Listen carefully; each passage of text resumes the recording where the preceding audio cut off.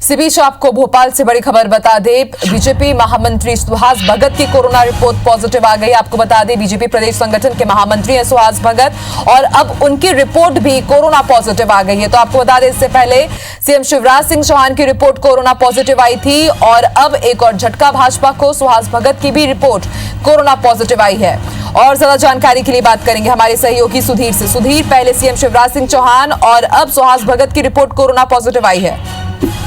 देखिए, निश्चित तौर पर कहीं ना कहीं लखनऊ जब लालजी टंडन के निधन के बाद में मुख्यमंत्री गए थे तो उनके साथ में संगठन महामंत्री सुहास भगत भी थे और उसके बाद में जो साथ में जाने वाले मंत्री थे अरविंद भदौरिया, उनकी रिपोर्ट पॉजिटिव आई थी और उसके बाद में सभी लोगों का सैंपल जांच के लिए भेजे गए थे, जिसमें पहली रिपोर्ट इन सभी की निगेटिव आई और उसके बाद में जब मुख्यमंत्री शिवराज सिंह चौहान कोरोना पॉजिटिव पाए गए तो एक बार फिर से प्रदेश अध्यक्ष वी डी शर्मा, संगठन महामंत्री सुहास भगत और जो उनके संपर्क में बैठकों के दौरान आने वाले नेता थे, जिनमें संभागीय संगठन मंत्री आशुतोष तिवारी भी शामिल थे, इन सभी के द्वारा सैंपल लिए गए थे। वी डी शर्मा जो प्रदेश अध्यक्ष है, उनकी दूसरी रिपोर्ट भी निगेटिव आई है, ये राहत की बात है। पर लेकिन बीजेपी के जो संगठन के लेकर जो एक बड़ा महत्वपूर्ण भूमिका निभाने वाले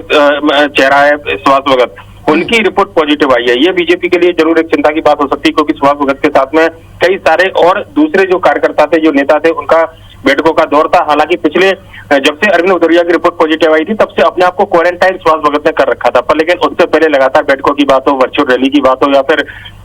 संगठन से जुड़े दूसरे महत्वपूर्ण कामकाज की बात हो, नेताओं से वन टू वन और मंत्रियों से वन टू वन जो है मुलाकात की बात हो, ये तमाम गतिविधियां जो है लगातार जारी थी। पर आज जब दूसरी रिपोर्ट ली गई है, उसमें दोनों जो संगठन के काम देखने वाले लीडर हैं, संगठन महामंत्री सुहास भगत और संभागीय संगठन मंत्री आशुतोष तिवारी, इनकी रिपोर्ट पॉजिटिव आई और ये माना जा रहा है कि दोनों का इलाज जो है चिरायु अस्पताल में किया जाएगा और उसके बाद में इनके साथ में संपर्क में आए हुए जो लोग हैं उनसे क्वारंटाइन होने की अपील जो है बीजेपी की ओर से की जाएगी। सुधीर, क्या ये दोनों ही सीएम शिवराज सिंह चौहान के साथ बैठक में शामिल थे? क्योंकि इससे पहले भी संगठन की जो रणनीति है उसको लेकर के जब चर्चा की जा रही थी तो आए दिन लोगों की बैठक होती थी, तो क्या उनके ही कॉन्टैक्ट में आने के बाद ये भी पॉजिटिव हुए?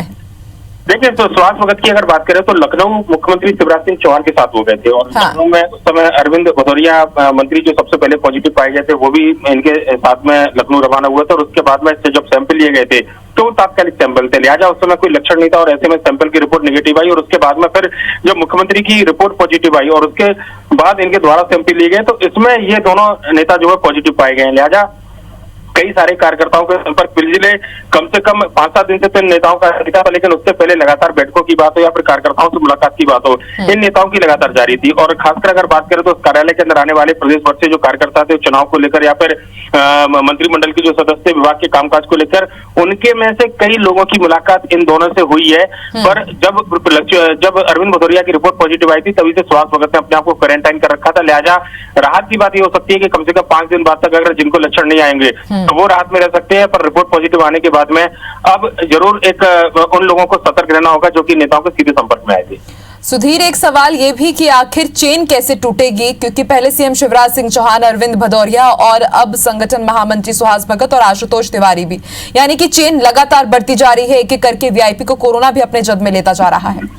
देखिए, निश्चित तौर पर चेन तोड़ने का जो एक माध्यम है, जो बार बार अपील मंत्री और मुख्यमंत्री के द्वारा या फिर जो प्रशासन के अधिकारियों के द्वारा की जा रही है कि किसी व्यक्ति को अंदर अगर लगता है कि वो सीधे संपर्क में किसी पॉजिटिव मरीज के में आया है तो सबसे पहले अपने आप को क्वारंटाइन करे और किसी के अंदर कोई भी लक्षण पाए जाते हैं तो सीधे जांच कोरोना की सबसे पहले कराई जाए, क्योंकि अगर छुपाएंगे इस पूरी बीमारी के लक्षण जो दूसरे जो केस हिस्ट्री है तो निश्चित तौर पर कहीं ना कहीं मुश्किलें सामने आ सकती है। लिहाजा अब इन नेताओं के द्वारा भी अपील की जा रही है कि उनके संपर्क में आए हुए जितने भी व्यक्ति थे वो अपनी